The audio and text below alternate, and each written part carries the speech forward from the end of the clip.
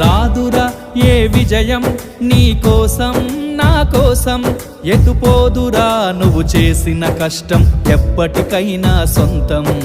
కాలంతో పయనించే వాడికి కానిది ఏముంది, సాధనతోనే సాధ్యమవ్వునని సదాశయంతో సాగర ముందుకు. రాదురా ఏ విజయం నీ కోసం నా కోసం, ఎటుపోదురా నువ్వు చేసిన కష్టం ఎప్పటికైనా సొంతం.